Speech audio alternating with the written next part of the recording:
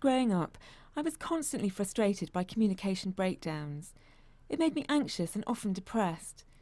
Sometimes these difficulties can become intense, or there may be extra problems like difficulty concentrating, or connecting with people, or more serious issues that affect how you function in everyday life. These kinds of problems happen to lots of people from all walks of life, and they are all linked to the state of a person's mental health. If you've been feeling the same way, or if you know someone who has, then watch this DVD, because it can tell you about a new service that is made to meet your individual needs. It's called the National Deaf Children, Young People and Family Service. So who is it for? It's for you if you're a deaf child, or a teenager, or maybe you're hearing but have deaf parents. Or perhaps you're a parent of a deaf child. Maybe you provide a service to young deaf people, or to their families. In mainstream society, 20% of young people will suffer a mental or emotional problem.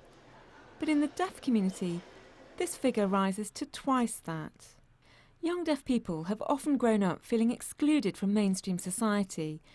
Lack of access to information and services in BSL can mean frustration, disempowerment, and can lead to more serious problems affecting their development. The problems can often start at home. I'm deaf. I've got a hearing family. Communication problems made me feel isolated. I just couldn't cope with a deaf child, and communication was such a problem, and I became very depressed because of the frustration. Well, we didn't know what to do with our son, so we were getting desperate. Our daughter was having problems, but finding the service gave me the much needed different perspective. Often there is nowhere to go for information that's accessible and to talk to people who understand deaf issues. That's why this service provides support in BSL, SSE or English. It can support local services by providing specialist support to those who need it, and it's already helping many youngsters and their families across the country.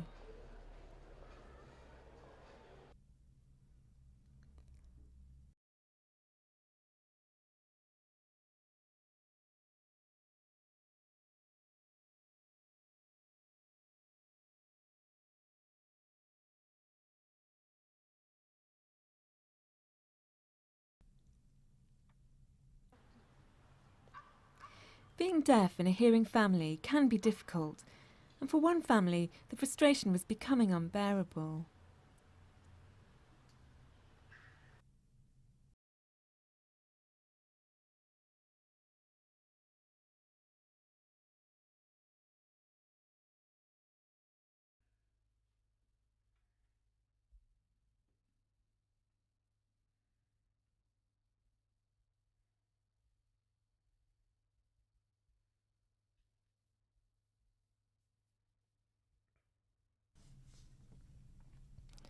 Well, when my dad left, I think that was the start. I was in mainstream school and I only had my mum to talk to at home, and I felt she didn't understand me. She went to school outside of the borough, so it became really difficult for her to make friends locally. That meant like the weekends she was isolated. And sometimes that made her a little bit aggressive, and at one point she became really abusive towards me. We had to call the police. It would start with stupid things. Once there were no subtitles on the TV, and I needed them. I just got angry and Mum went crazy, so it got out of hand. I think I was angry, really.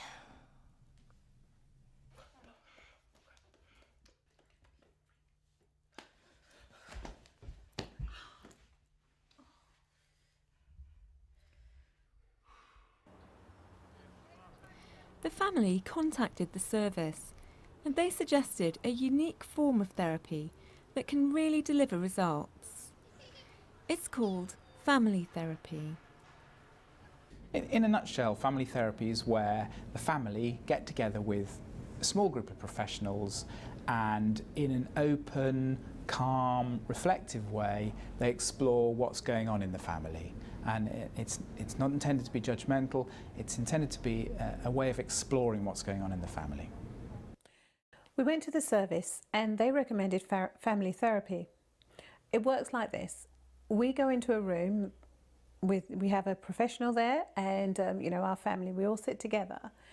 This room has a two-way mirror, and behind the mirror there's another therapist, another professional.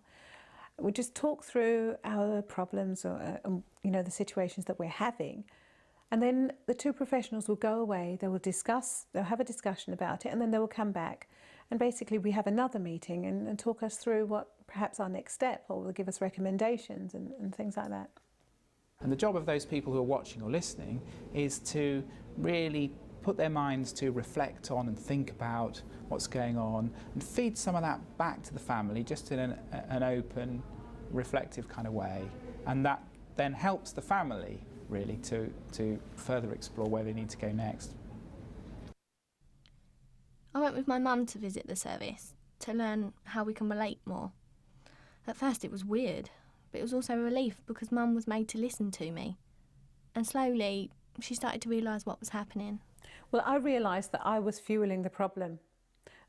I tried to calm her down, and then we'd just get locked into some sort of argument, and before I knew what happened, the whole thing had escalated. I wanted to go out with friends, to go to the cinema or whatever, but Mum would never let me out. I'd come home from school and I'd be stuck in. I couldn't have a life. Well, I had to deal with letting her go out. It was a case of letting her grow up and you know, I had to learn how to negotiate with her. And they acted as go-betweens and helped me to realise that my behaviour was really affecting her in a negative way. You know, I think it was about letting go of the reins and allowing her to grow up, but I think it's now made us a lot stronger. It's about learning to listen to each other. It's not easy, but they made it feel safe to do it. They don't tell you what to do. They just let you work it out for yourself. You have to be committed. It's really helped us, and we've just stopped going after 3 years. I'd recommend it to anyone if you're feeling frustrated or down. Use the service to get the help that's right for you. It's really worth it. I went in arrogantly, thinking that they could just solve the problem. You know, I thought it was all about her and not me, but really they helped me to realise that it's a case of building a relationship and working together. It's not easy, it's not a quick fit solution, but they helped me to realise that, you know, we can do this together. I'm really glad we went into family therapy, and, you know, it's like life really. You get it, you take out what you put in.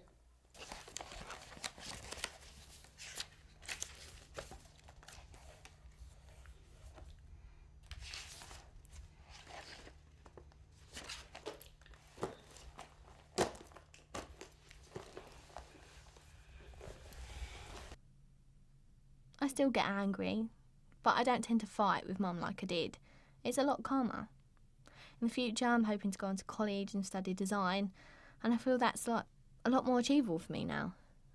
What works for one family doesn't work for another family, and you'd tailor your help, your support, your interventions to the situation and the family. So sometimes it might be individual work with a young person or a parent, sometimes it might be working with the parents, sometimes it might be doing a group with young people, and sometimes it might be family therapy. There are lots of different ways, and you tailor it to the family. The deaf community is small. Many people know each other. So for many deaf people, confidentiality is a big worry, and a private, confidential venue is important. But with this service, there's no need to worry. It's important to know that as long as there is no risk to yourself or to others, then we will not report what has taken place in meetings. Confidentiality is a very important part of our service. We take it very seriously indeed. We know it's important to the deaf community. We know it's important to any client who's using our service. We take it very seriously. Family life can be hard when you're the only deaf person, but it's hard for hearing parents too, as our next case study shows.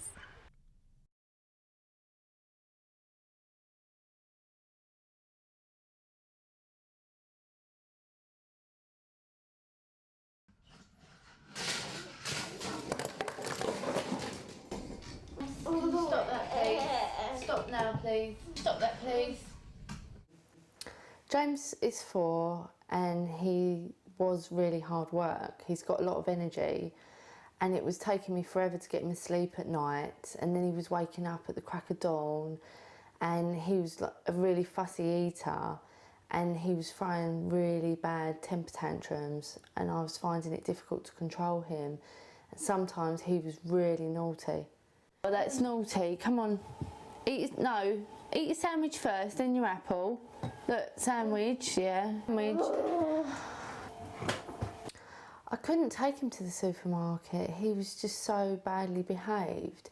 He would run away from me, pull things off the shelves, demand sweets, throw temper tantrums, throw himself on the floor, kicking and screaming. It was awful. It was so embarrassing.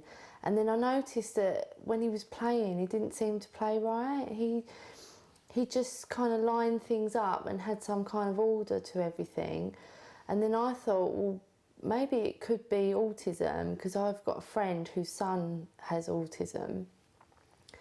And I read a book about it, and I thought maybe it was possible that he was the same. I didn't understand his behaviour at all. We accepted the referral. We went out and did a communication assessment, which is a key part of what we do. It became clear that James had a very limited vocabulary. I think he only had about 12 signs, which is very limited. I just got really stressed because I felt that I wasn't getting through to him, and I thought he was deliberately choosing to ignore me just to be naughty and to get away with things. And I just found it really stressful, and I couldn't cope and I couldn't control him, and I just couldn't get through to him about his behaviour. There was a lot of stress around, particularly for Mum. James had been diagnosed as deaf. That was a bit of a shock. Well, it was a big shock. At the same time, there were some personal difficulties in her relationship with her husband. There was a lot of stress around. It's not easy having a child who's deaf, and I realised that I'd become depressed and I wasn't putting the correct boundaries in place for James and his behaviour. But I think that was also due to the fact that I was feeling guilty over the separation between myself and James's father. And I think because I had my own problems going on, it wasn't helping me to help the situation with James's behaviour. Our support for Mum, initially at least, was to give her an opportunity to discuss her worries, to discuss the issues that were around for her. I think we also focused on helping her to acknowledge all the positive things she was doing in parenting and to help her to build on those. I realised I wasn't dealing with his behaviour the way I should have been. I was just overlooking it because I was so exhausted. And then when I did try to deal with it, I was just getting angry with him, which wasn't fair. But I've since been taught how to stay calm and be positive about dealing with it. 1, 2, 3, 4. Drums, yeah. Drums. 1, 2, 3. No. No. Well, they helped me with the sleeping routine. Basically, we got into a good routine, which was having a bath, having a snack, then having a story, and then going to bed, which helped him with his sleeping going off. And then I didn't realise that he was unaware of when was the right time to get up and, you know, when was the right time to be sleeping. So I bought him some blackout curtains for his bedroom, so that if it was light in the summer, it would create a night atmosphere in his bedroom, and that helped. And then I also bought a night light that came on by timer at 6:30 in the morning, so then he would know when the light came on that it was time to get up, and then it stopped him getting up through the night and causing mayhem, so that really helped.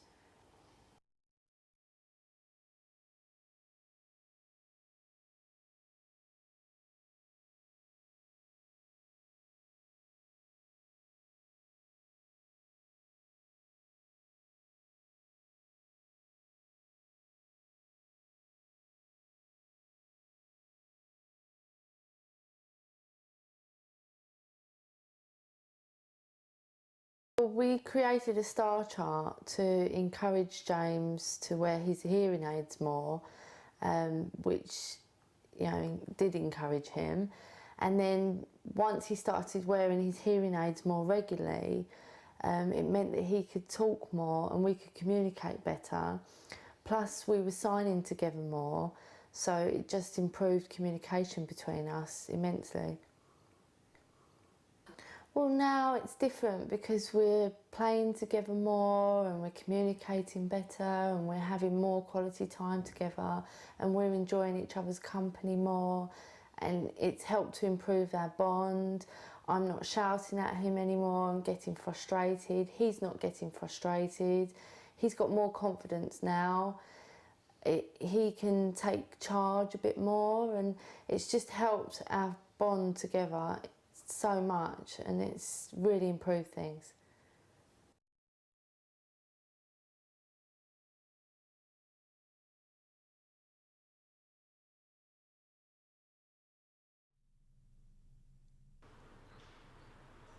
The service has been helping deaf youngsters and their families, but it can also play a role in helping other service providers. Our expertise in families and individuals connected to deafness means we can provide diagnostic support and additional services.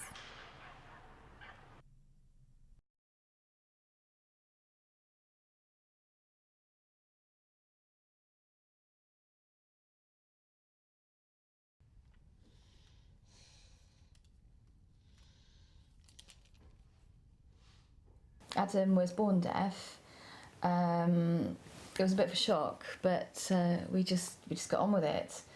When he was 6, we noticed that he had some communication problems, and he wasn't forming like normal friendships or relationships. He was sort of becoming, you know, like distanced from his brother and sister as well, and he was withdrawing and isolating himself. After a while, we noticed that he would sort of start to hit out in frustration, and he sort of got confused by things. Well, we couldn't sign because, well, we just didn't have the time, so communication was difficult. Yeah.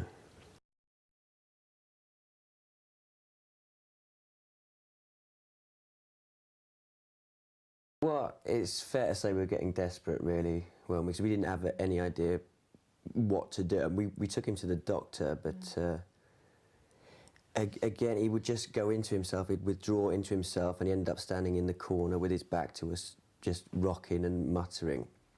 I mean, we did get some support, didn't we? But there weren't any noticeable improvements in his behaviour from that.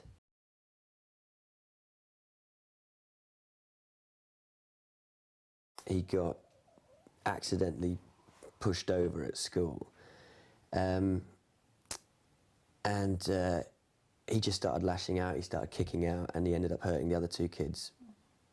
And that then started affecting him at home. He became even more withdrawn, and his brother and sister simply couldn't communicate with him, so they began to ignore him. And he took to locking himself in his bedroom and missing school as well, wasn't he? Because he was finding it difficult to communicate with the other kids, and likewise they were finding it difficult to communicate with him, so he actually had no friends.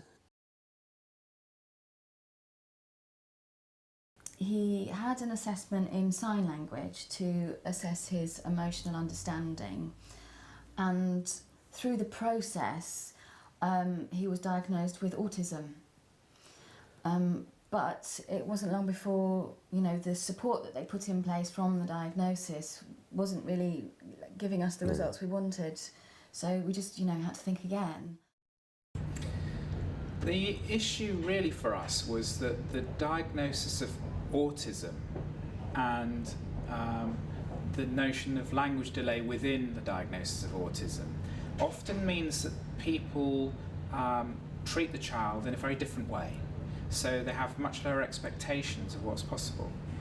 In actual fact, in deafness, because children can't hear for the early part of their lives, communication and language can be delayed, but it's for different reasons other than autism. So we really found that he had high-functioning autism. He did have some autism spectrum difficulties, but much more high-functioning, and that actually some of his early socio-emotional developmental delay was to do with the deafness, wasn't to do with autism. And that means a different way of treating a different set of expectations for the child. So we were able to have a proper clinical psychology report that gave some key recommendations about how to treat, how to support him in the classroom, and in actual fact he was able to communicate a lot more than people felt was initially possible, and that made a big difference to his developmental trajectory. Although not immediate, the results were evident. His improvement at school, for example, he was started to achieve better results in the end, forming connections with the other children as well, which was a breakthrough really for us at that point. And also his relationship with us at home is improving. There's a bond there now that we didn't have before, and we've started to learn sign language as well now, because we realised how important that was for him and for us, the communication through sign language. Where's that little thing? Where? Oh, Where are we? Where are you? Where in the world? where? And what's that one? That's upside down. Is it? Yeah. Can. As in I can. It was really, really useful because what they were able to give us were, a pack of tools, as it were, really, to help us structure his life, and therefore, with their help and their support, we could, monitor his development throughout the whole process, which was just really, really useful for us as well as to work with him. I mean, there's still a long way to go. We're not pretending that's it, and he still has challenging behaviours, but he's making friends. We as a family are becoming a stronger unit, and hopefully we can help him to flourish. That one. Sunny. Well, sorry.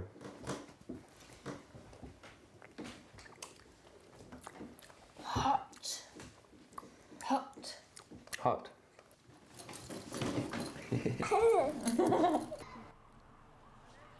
The service also provides an outreach service and will support local CAMS teams with consultation and training. Often professionals aren't aware that we're here, that there is a service, and sometimes that's very sad, because it means a child may get the right kind of support too late, or later than would have been good. We're very keen to consult with professionals. I think if people aren't sure whether to refer to us, we're very happy to talk to them about it, or just to give them advice if they don't really want to involve us. This service is not just for deaf youngsters. Deaf adults can also benefit, as our next case study shows.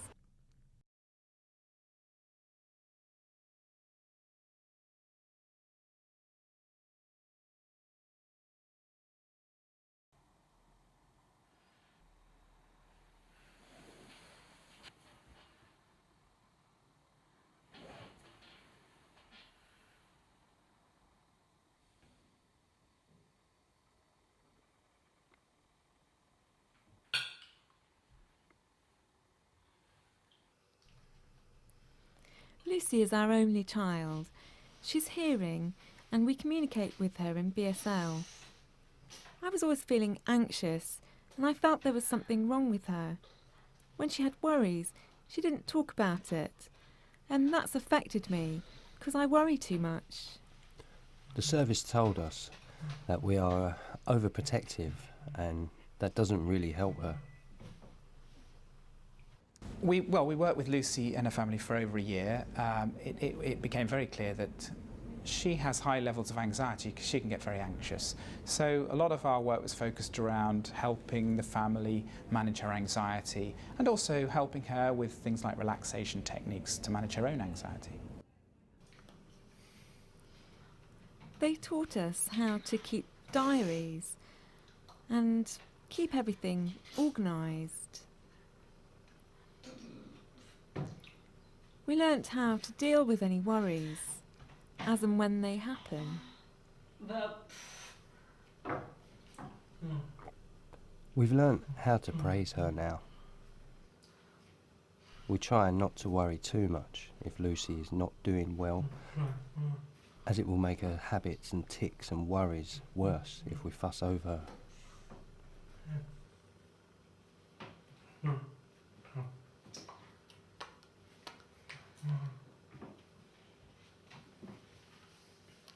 We worked with Lucy's parents to enable her to become more independent, so give them the confidence, set up the right kind of processes for that to be able to happen.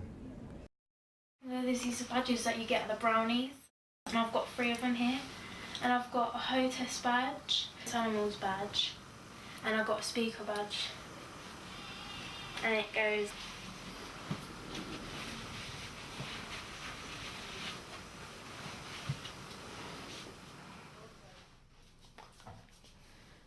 We realised that Lucy had not really socialised with other children, so we were encouraged to ask her if she would like to join after-school clubs. And eventually she did. And also, she went to a youth club and she's just joined Brownies. Well, we've now stopped relying on Lucy to do any simple interpreting for us, as we realised that it's really not fair on her. There are plenty of interpreter services we can use, and there are services that can be provided. So we've stopped that.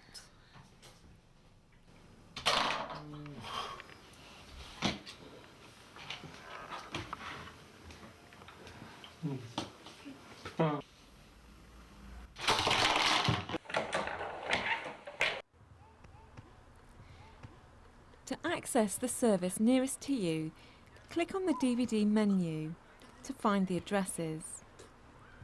You can make contact in lots of different ways, for example by email, phone, minicom or fax, amongst others.